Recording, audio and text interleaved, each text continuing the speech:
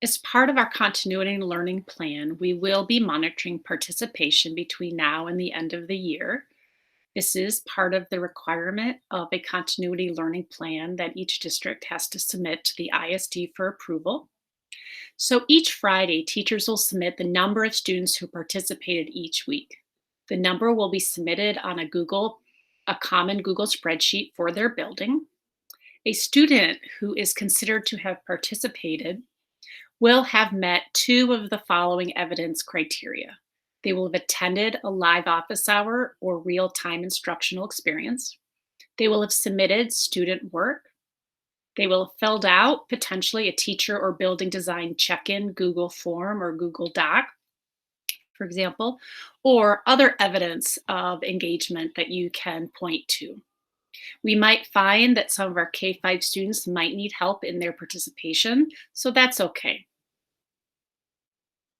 Each elementary building administrator will be sent a Google spreadsheet. This Google spreadsheet they will make a copy of for their building. Each teacher will go into that Google sheet and find a class tab and change the name of their class tab to teacher name. They will go to the top of the tab for this sheet and write in their name. Then they will enter their student names for their grade level. Then they will simply enter a 1 or leave a blank to indicate a student's participation. A 1 indicates they participated as long as they've reached 2 out of the 4 criteria, and a blank means they did not participate. This will allow data to be aggregated for each teacher for each week. So for example, April 20th, Nanette had 48% of her students participating, 29 on the 27th, and 61 on May 4th. This is just so that we can start keeping track of what our participation is like and who we might need to reach out to urge to participate or identify if there are any barriers that might be causing the student not to participate. This is not for use for teacher evaluation. This is not to be used to indicate whether a teacher is or is not doing their work. It is a talking point between you and your administrator as to what kind of participation you're getting during this time and how we might reach out to those students and families. There will also be a parallel spreadsheet that's shared with each secondary building principal for which they will make a copy.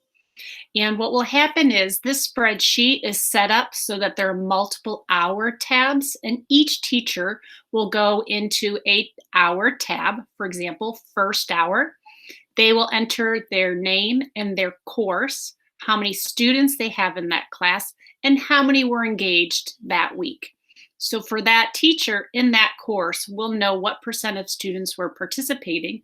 And then as each teacher enters their name and course for that particular hour, we'll get a sense of what participation is like across that entire hour in your building.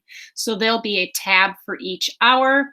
And then if you click on the building tab as a building administrator, you'll get to see what the summary of data looks like across your hours. So when teachers go into the spreadsheet, they'll have to go into each hour's tab, enter their teacher name, as well as the course they teach that hour. Then they will enter the number of students enrolled in that hour and the number of students that engaged or participate. Again, based on what number of their students had evidence of participation as described by this rubric above.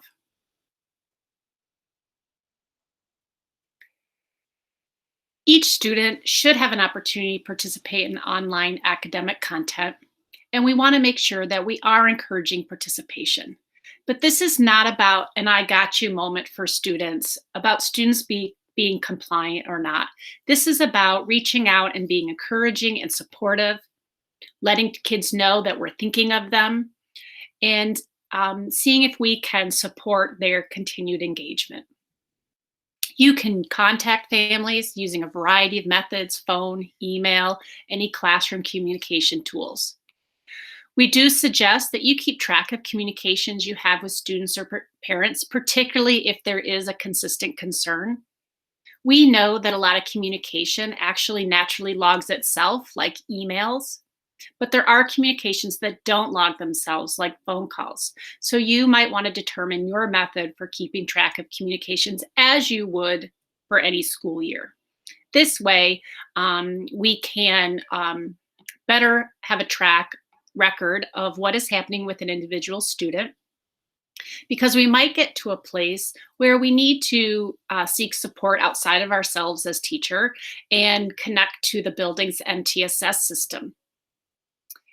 In the event that you're not able to contact families in multiple attempts, or when you do contact them, you notice that there's a resource issue or social emotional concern, etc., each building will be setting up an MTSS process on supporting you in supporting those students. It'll be always important, again, to keep a sense of the context of all of this, that participation is not about compliance. It's not about an I got you.